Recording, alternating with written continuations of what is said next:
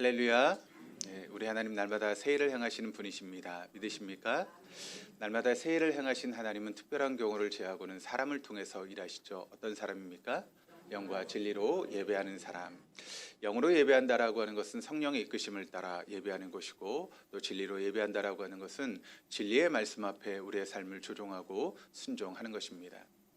오늘도 그 성령의 인도하심을 따라서 선포되는 진리의 말씀 앞에 여러분의 삶을 조종하고 또 순종해 나가심으로 하나님 이루시는 새 역사의 또 동역자로 또 귀한 도구로 쓰임받는 우리 동덕의 모든 교우들 될 수 있기를 주님의 이름으로 축원합니다.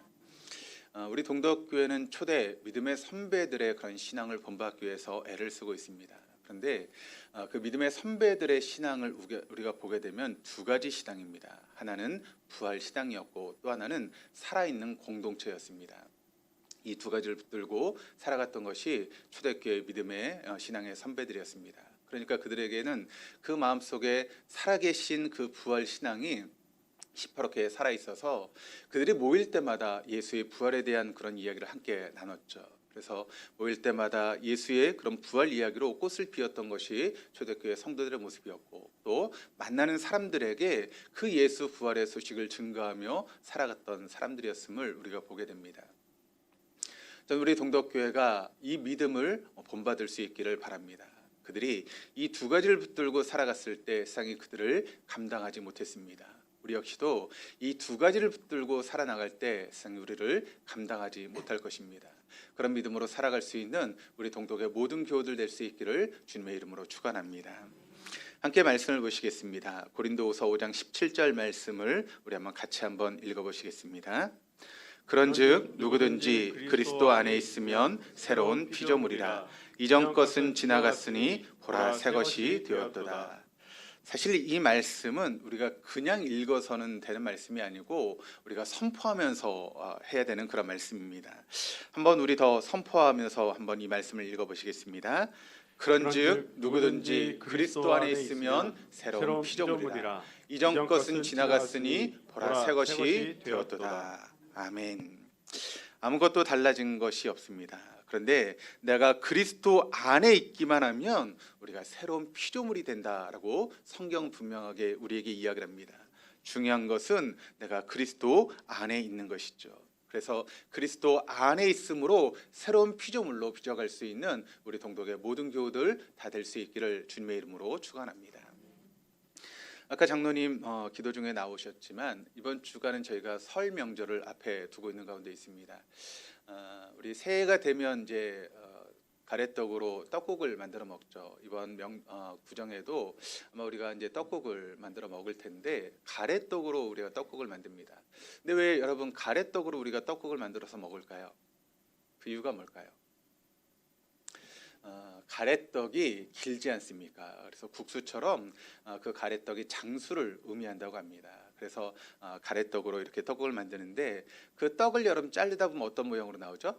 동그란 모양이 되죠. 그래서 그것은 뭘 의미하는가 하면 옛날 엽전을 의미한다고 합니다. 그러니까 우리가 가래떡으로 떡국을 만들어 먹는다는 의미는 어떤 의미인가 하면 오래오래 살면서 돈 많이 벌고 살아라 라고 하는 그런 의미로서 가래떡으로 떡국을 만들어 먹는다는 것입니다. 그런데 그 떡국에 여러분 우리가 고명을 올리죠. 어떤 고명을 올립니까? 계란 지단을 붙이기도 하고 또 거기에 고기를 올립니다. 근데 그 떡국에 이제 들어가는 고기가 보통 이제 소고기 아니면 옛날 사람들은 꿩고기를 썼답니다. 그런데 가난한 사람들의 입장에서 보면 여러분 소고기가 비싸서 사용을 하지 못하죠. 그리고 꿩은 구하기가 참 어렵습니다. 그러니까 꿩 대신에 뭘 사용했죠? 닭고기를 사용했습니다. 그래서 우리가 쓰는 속담 있죠. 어떤 속담이 있습니까? 꿩 대신 닭. 그게 바로 여기서부터 유래된 이야기라고 합니다.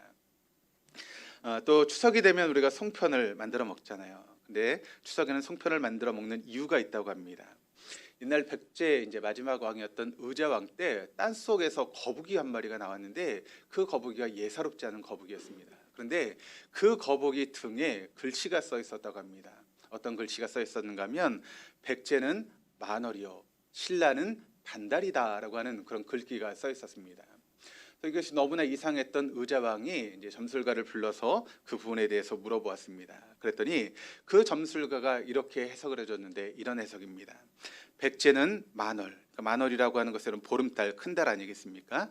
백제는 만월이라 이제 서서히 기울기 시작할 것이고, 신라는 반달이라 이제 서서히 그것이 차가면서 만월이 되어갈 것이다라고 하는 그런 해석을 해줬습니다. 발 없는 말이 천리를 간다라고 하는 그런 이야기처럼 이 이야기가 백제에서만 그친 것이 아니라 신라까지 이제 전해지게 되었죠. 그러니까 신라 사람들의 입장에서 보면 그 말이 얼마나 좋은 말입니까? 그대로 이루어졌으면 좋겠다라고 하는 그런 마음이 생기기 시작한 것이죠. 그래서 그때부터 이 신라 사람들이 반달 모양의 떡을 만들어 먹기 시작했는데 그것이 바로 송편입니다. 송편의 이름에도 있듯이 그 송이 여러분 소나무 송자 아니겠습니까? 그래서 우리가 송편을 찔 때 뭘 넣고 찌죠? 솔잎을 넣고 여러분 찌지 않습니까? 그 이유는 이제 송편만 찌게 되면 그것이 달라붙어서 이제 나중에 떨어뜨리기가 이제 어려우니까 솔잎을 넣고 찌게 되면 그것이 떨어지기도 쉽고 또 그 냄새 때문에 향이 좋게 되는 것이죠. 그런데 거기에도 여러분 중요한 의미가 있다는 것입니다.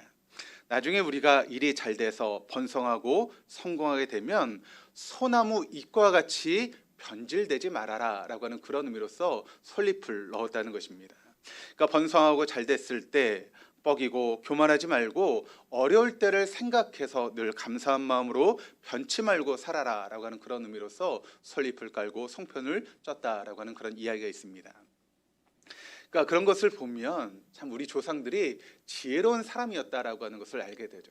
음식 하나를 먹어도 그냥 먹지 않았습니다. 다 거기에 의미를 담고 그런 중요한 의미를 담으면서 그렇게 음식을 먹었던 것이죠. 그러니까 거기엔 다 나름대로 이유가 있고 유래가 있었다라고 하는 것을 우리가 알 수 있게 됩니다. 그런데 여러분 그것은 영적인 원리도 마찬가지입니다. 우리가 어떤 때가 되면 그때에 맞는 그런 말씀을 우리가 들을 수 있어야 되는 것이죠. 특별히 유대인들 같은 경우는 절기가 되면 반드시 매년 정확한 매뉴얼을 가지고 말씀을 듣고 살아갔다는 것입니다. 유월절이 되었든 초실절이 되었든 무교절이 되었든 거기에 어떤 의미가 담겨져 있는지, 또 이것을 통해서 우리가 무엇을 해야 되는지, 또 이것을 우리가 왜 어떤 의미를 가지고 이것을 지켜야 되는지 유대인들은 그것을 생각하면서 절기를 지켜 나갔다는 것이죠. 근데 우리는 그런 부분에 좀 소홀한 그런 부분이 있지 않나라고 하는 그런 생각을 해보게 되었습니다. 올해 이제 우리가 2024년도를 시작하며 새해를 맞았습니다. 그렇다면 한 해를 시작하는 이 시점에서 우리가 먹어야 되는 영적 만나는 여러분 무엇이겠습니까? 여러분 우리 교회 표어가 여러분 어떤 것이죠? 예, 제 뒤에 있죠. 영혼 구원하여 제자 삼는 공동체라고 하는 그런 표어를 가지고 우리가 한 해를 시작했습니다. 또 제가 이 말씀을 가지고 두 주나 말씀을 나눴고 어떻게 보면 오늘도 그 말씀의 연장선상이라고 이야기할 수 있습니다. 사실 이 말씀은 한 해 우리가 표어로 삼고 그치는 말씀이 아니라 주님이 오실 때까지 붙들고 살아가야 될 말씀이 영혼 구원하여 제자 삼는 공동체라고 하는 말씀입니다. 왜냐하면 하나님께서 우리를 세우신 목적이 여기에 있고 우리 교회가 있는 목적이 바로 여기에 있기 때문에 이것을 붙들고 살아가는 공동체가 바로 우리 동덕 공동체가 되어야 되는 것이죠. 그러므로 올 한 해뿐만 아니라 여러분의 남아있는 인생 가운데 이 말씀을 마음에 새기고 영혼 구원하여 제자 삼는 삶을 살아가심으로 하나님의 놀라운 복을 경험할 수 있는 저와 여러분 우리 모두가 될 수 있기를 주님의 이름으로 축원합니다. 우리 말씀 한번 찾아보시겠습니다. 베드로전서 2장 9절 말씀 같이 한번 읽어보시겠습니다. 그러나 너희는 택하신 족속이요 왕같은 제사장이요 거룩한 나라요 그의 소유가 된 백성이니 이는 너희를 어두운 데서 불러내어 그의 기이한 빛에 들어가게 하신 이의 아름다운 덕을 선포하게 하려 하심이라. 자, 우리가 읽은 이 베드로전서 2장 9절 말씀에 우리의 정체성이 다 들어가 있습니다. 그러니까 우리의 사명이 무엇인지를 이 말씀을 통해서 우리가 보게 되는데 이 말씀의 앞부분이 이렇게 우리에게 증거하고 있습니다. 너희는 택하신 족속이다. 그리고 왕같은 제사장이다. 거룩한 나라가 되었고 하나님의 소유가 된 백성이다 라고 하는 우리의 분명한 정체성을 이 말씀이 우리에게 증거하고 있습니다. 그러니까 여러분 이 말씀 속에 우리의 정체성이 무엇인가, 우리가 누구인가에 대해서 말씀하고 있는 이야기가 이 베드로전서 2장 9절의 말씀이죠. 여러분 우리는 누구입니까? 하나님의 택하신 족속이라는 것입니다. 그리고 우리는 누구입니까? 왕같은 제사장입니다. 우리는 하나님의 거룩한 나라가 되었고 하나님의 소유가 된 백성이 되었다라고 하는 것이 우리의 정체성이다라고 하는 것을 여러분 잊지 마시기를 바랍니다. 그렇다면 택함을 받은 족속이라고 하는 것이 여러분 무엇이겠습니까? 이 세상에 여러분 지금 80억이 넘는 인구가 살고 있다라고 이야기를 하고 있습니다. 그러니까 우리가 흔히 이야기하는 것처럼 바닷가의 모래알처럼 밤의 별들처럼 수없이 많은 사람들이 지금 이 지구촌의 삶을 살고 있다는 것이죠. 그런데 그 수없이 많은 그런 사람들 중에 하나님께서 우리를 택하셨다는 것입니다. 그리고 우리를 지명하여 부르셨다라고 분명하게 우리에게 말씀하고 있다는 것이죠. 여러분, 내가 주님을 택한 것이 아닙니다. 주님께서 나를 택하신 것입니다. 내가 동덕교회를 택한 것이 아닙니다. 주님이 나를 택하시고 지명하여 부르셔서 이 동덕교회 우리를 세우시고 이 자리에 두셔서 우리가 이렇게 예배하고 있다라고 하는 것을 여러분 잊지 마시기를 바랍니다. 그러니까 내가 택했다라고 하면 여러분 얼마든지 교회를 떠날 수도 있는 것이죠. 그러나 주님께서 나를 택하시고 이 자리에 세우셨기 때문에 우리가 마음대로 이 자리를 떠나는 것은 여러분 있을 수 없는 일이다라고 하는 것을 여러분 잊지 마시기를 바랍니다. 이것을 우리가 알지 못하니까 우리가 쉽게 교회를 옮기고 교회를 떠나가는 것 아니겠습니까? 그러나 하나님께서 우리를 택하시고 이 자리를 우리 부르셨다라고 하는 것을 여러분 잊지 마시기를 바랍니다. 또 하나는 왕 같은 제사장이라고 이야기를 하고 있습니다. 여러분 제사장의 말의 뜻이 어떤 뜻이죠? 제사장은 전에도 말씀을 드렸던 것처럼 다리를 놓는 사람들, 그것이 바로 제사장의 의미입니다. 우리 한 사람 한 사람을 하나님께서 택하시고 우리를 부르신 이유가 무엇 때문에 부르셨습니까? 그것은 바로 하나님과 믿지 않는 세상 가운데 다리를 놓으라고 우리를 부르셨다라고 하는 것을 여러분 믿지 마시기를 바랍니다. 그러므로 우리의 역할은 어떤 역할이 되어야 되는가 하면 하나님과 믿지 않는 사람들 사이에 다리를 연결해서 그들이 하나님을 알아가고 하나님 앞에 나올 수 있도록 인도하는 사람들이 바로 저와 여러분의 모습이라는 것이죠. 그러니까 영혼 구원하여 제자 삼는 일에 하나님께서 우리를 부르셨다라고 하는 것을 여러분 잊지 마시기를 바랍니다. 또한 우리는 거룩한 나라라고 이야기를 하고 있습니다. 여기 거룩한이라고 하는 단어가 헬라어로 이제 하기오스라고 하는 그런 단어가 쓰이고 있는데 이 말의 뜻은 구별되었다라고 하는 그런 의미를 가지고 있습니다. 그러니까 하나님 많은 사람들 중에 우리를 구별하여 선택하시고 우리를 부르신 그런 사람들이라는 것이죠. 그러니까 여러분 우리가 얼마나 하나님의 은혜를 받은 사람이고 얼마나 대단한 사람들입니까? 세상에 수없이 많은 사람들 중에 하나님께서 우리를 구별하여 세우셨다는 것이죠. 그런 자부심이 여러분에게 있으십니까? 하나님 여러분을 구별해서 세우신 그와 같은 모습이 있다라고 하는 것을 우리가 잊지 않는다면 여러분 우리가 자부심을 가지고 살아가게 될 줄 믿습니다. 또 하나는 하나님께서 우리의 소유된 백성이다라고 이야기를 하고 있습니다. 소유가 된 백성이다라고 하는 것은 어떤 의미가 있는가 하면 너는 내 거야. 내가 너를 지명해 불렀어. 너는 내 거야 라고 하는 그런 의미가 있죠. 좀 쉽게 이야기를 하면 넌 내 거라고 하나님께서 도장을 찍은 사람들이라는 것입니다. 우리가 부동산이 되었든 뭐가 되었든 물건을 사게 되면 여러분 어떻게 합니까? 이건 앞으로 내 거야 하고 도장을 찍지 않습니까? 도장을 찍으면 그때부터 여러분 우리의 것이 되는 것이죠. 그러니까 하나님은 지금 우리를 부르시면서 이제는 너는 내 거야 라고 하면서 도장을 찍은 사람들이 이 자리에 있는 우리 모두라는 것입니다. 그렇습니다. 그분이 나를 여러분 선택하시고 하나님의 소유가 되었다라고 하는 것은 어떤 의미가 있겠습니까? 그분이 나를 소유 삼으심으로 인해서 나를 끊임없이 지켜주시겠다라고 하는 의미이고 나의 길을 인도해 주시겠다라고 하는 의미이고 이제부터 내가 너의 삶을 책임질 거야 라고 하는 그런 의미가 바로 소유가 된 백성이다라고 하는 그런 말의 의미입니다. 그러므로 여러분이 하나님이 여러분을 선택하시고 여러분을 부르셨다라고 하는 것은 어떤 의미가 있는가 하면 앞으로 너의 인생을 내가 책임질 거야. 어떤 어려움이 있고 어떤 고난의 순간이 온다 할지라도 나는 결코 너를 버리지 않을 거야.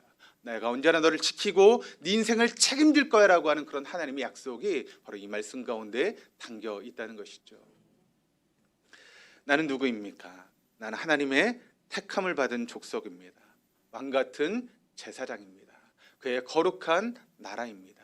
그리고 하나님의 소유가 된 백성입니다. 여러분 이것을 믿으십니까? 만약 우리가 이 말씀을 믿고 살아갈 수만 있다면 여러분 우리의 삶이 바뀌게 될 것입니다. 이런 분명한 정체성을 가지고 살아갈 수 있는 우리 동독의 모든 교우들 다 될 수 있기를 주님의 이름으로 축원합니다. 그렇다면 우리가 어떻게 택하신 족속이요 또 왕같은 제사장이요 거룩한 나라요 하나님의 소유가 된 백성이 되었습니까? 바로 주님께서 우리를 그렇게 만들어 주셨기 때문이죠. 그렇다면 왜 주님께서 우리를 그렇게 만들어 주셨습니까? 9절 하반절에 그 이유가 나와 있습니다. 우리 같이 한번 읽어보시겠습니다. 이는 너희를 어두운 데서 불러내어 그의 기이한 빛에 들어가게 하신 이의 아름다운 덕을 선포하게 하려 하심이라. 그렇습니다. 주님이 우리를 어두운 데서 불러내서 택하심을 받은 족속이 되게 하신 이유는 무엇인가 하면 그렇게 만드신 주님의 업적을 선포하라고 우리를 그렇게 세우셨다라고 하는 것입니다. 여러분, 이 말씀을 들으면서 좀 이런 생각이 들지 않습니까? 우리 주님 참 유치하시네. 그런 마음 안 드십니까? 그럼 성경에 보면 우리가 오른손이 하는 걸 어떻게 하라고요? 왼손이 모르게 하라고 그렇게 말씀하고 있죠. 그러니까 우리가 자신을 드러내는 그런 삶이 아니라 어떤 선한 일을 해도 모르게 해야 된다라고 하는 그런 의미로서 이 말씀을 주고 계시는데, 우리 주님은 지금 뭐라고 말씀하고 있습니까? 그것을 선포하라라고 하는 그런 의미로 말씀하고 있다는 것이죠.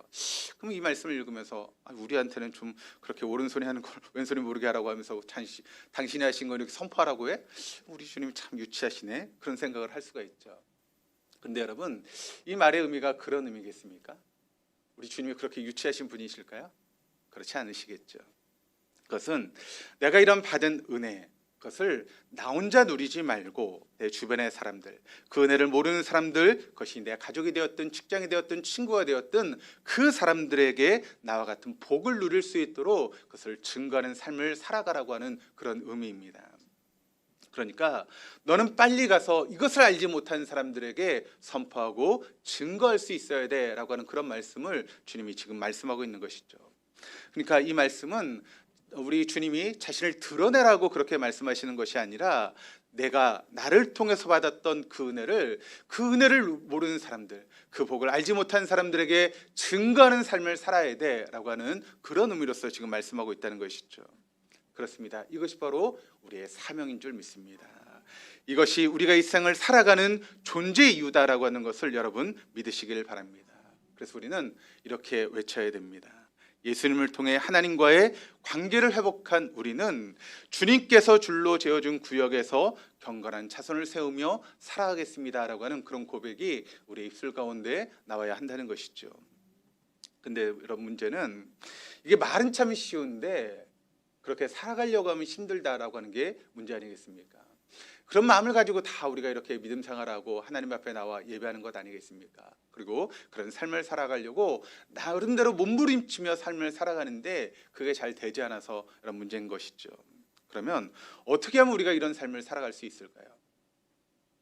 오늘 본문 말씀 속에 그 해답이 다 들어 있습니다. 우리가 본 창세기 1장 1절에서 5절까지 말씀을 통해서 주님께서 그 해답을 우리에게 알려주고 계시는데, 우리 1절에서 4절까지 말씀을 함께 보시면서 어떻게 보면 이유를 한번 찾아보도록 하겠습니다. 우리 1절 말씀 같이 한번 읽어보시겠습니다.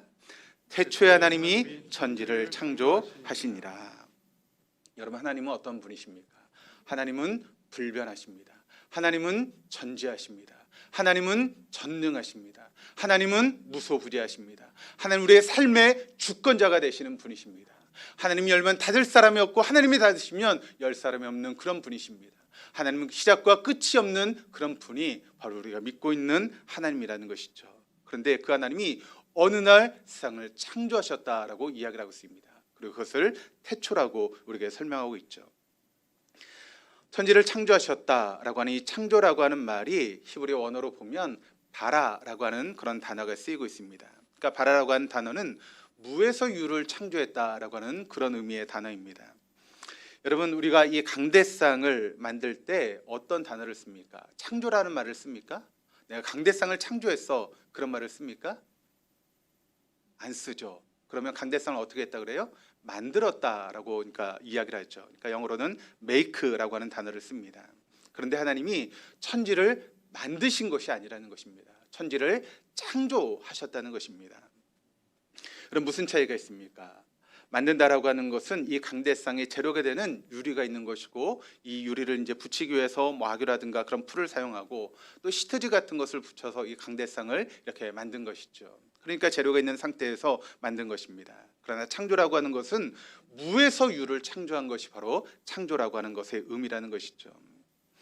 이것은 이 세상 그 누구도 알 수 없는 하나님만이 하실 수 있는 역사가 바로 창조의 역사라고 하는 것을 우리는 잊지 말아야 됩니다. 근데 여러분, 이걸 믿으십니까? 하나님께서 무에서 유를 창조하셨다라고 하는 것을 여러분 믿으십니까?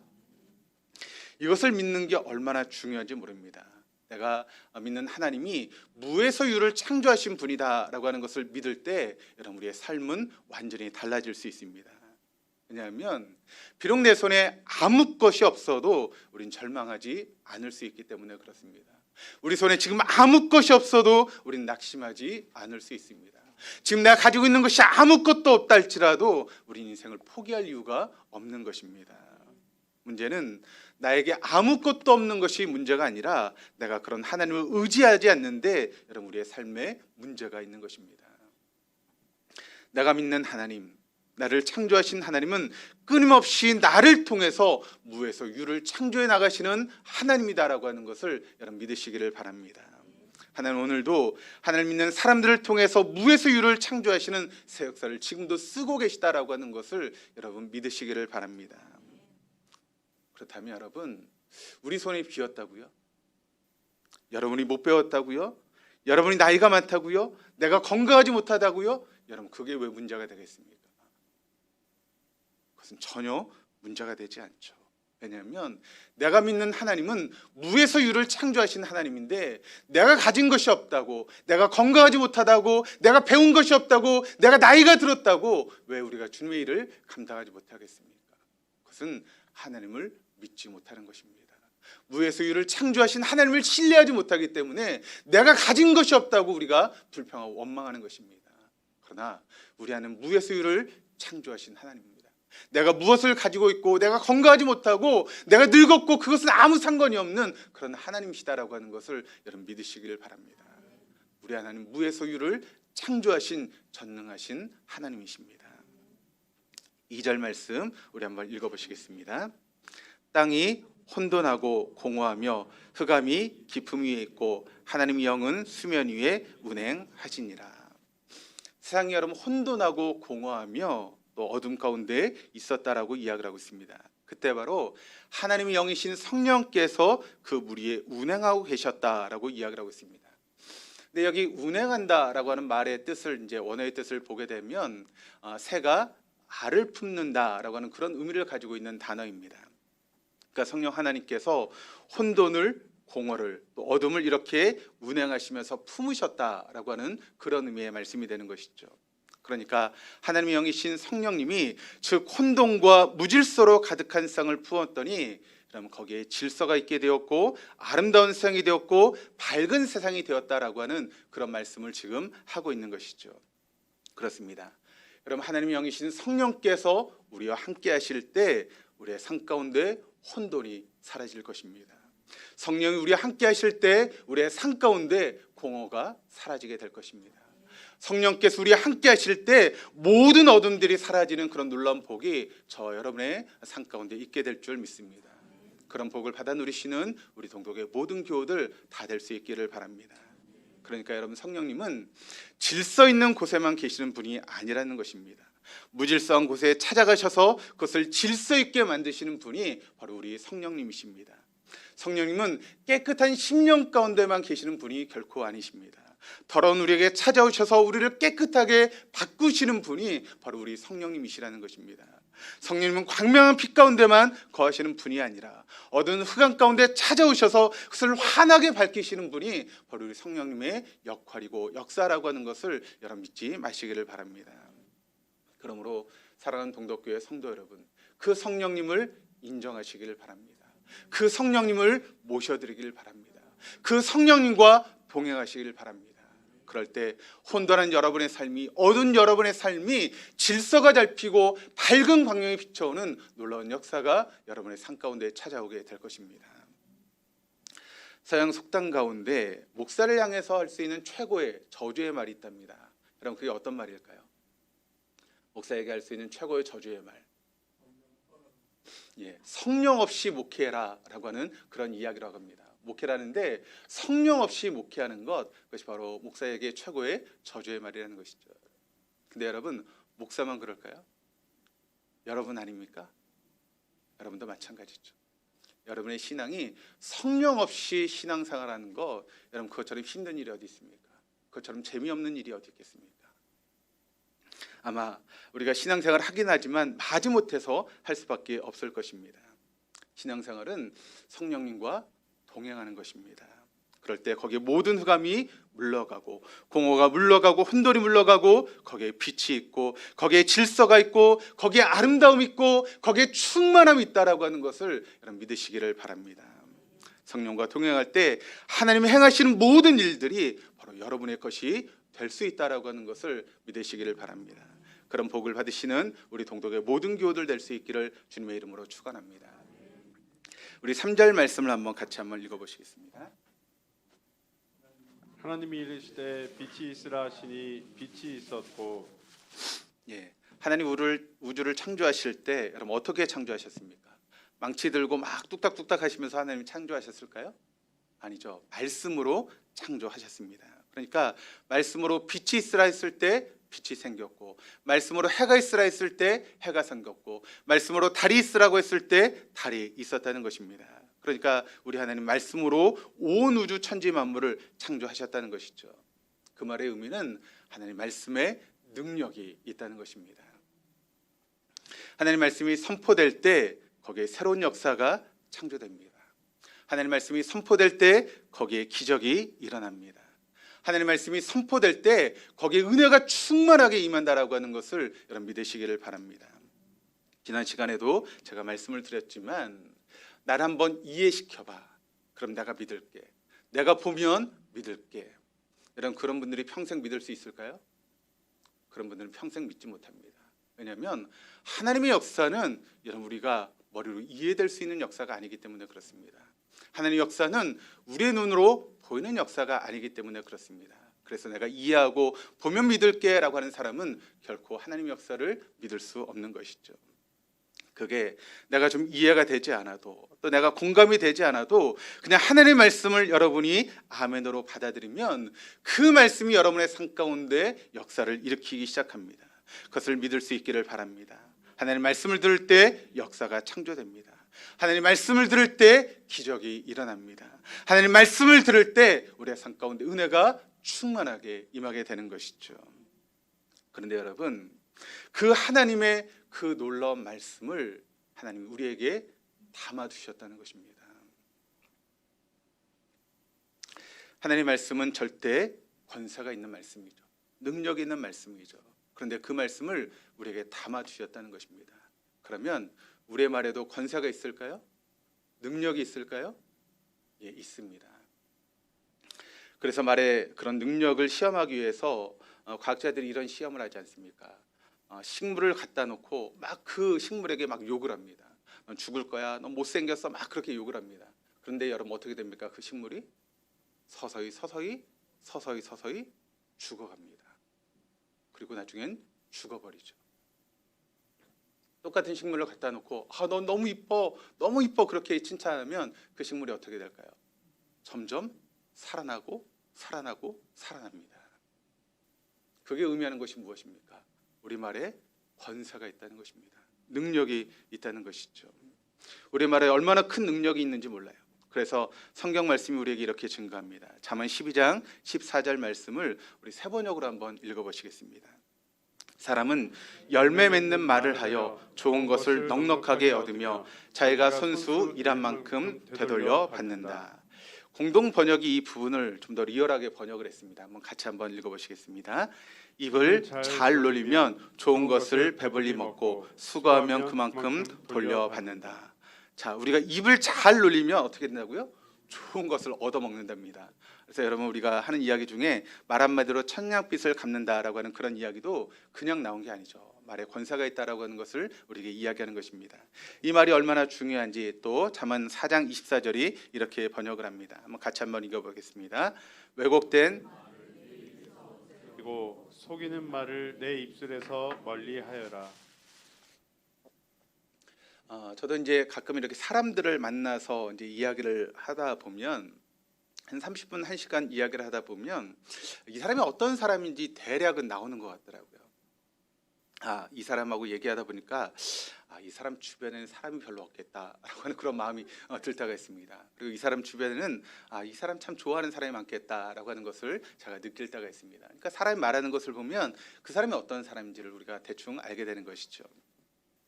긍정적인 말을 하는 사람, 적극적인 말을 하는 사람, 신앙적인 말을 하는 사람, 이런 사람이 안 되면 여러분 그게 기적입니다. 그런 말을 하는 사람들 보면 주변에 사람들이 떠나가면 그것은 있을 수 없는 일이죠. 그런데 늘 부정적인 말, 불평하고 원망하고 불신앙적인 이런 말을 하는 사람들은 그 사람이 여러분 잘 될 수가 없습니다. 그런 기적은 일어나지 않습니다. 그러므로 우리가 잘 되길 원한다면 우리의 말부터 우리가 고칠 수 있어야 되고 말부터 잘할 수 있어야 됩니다.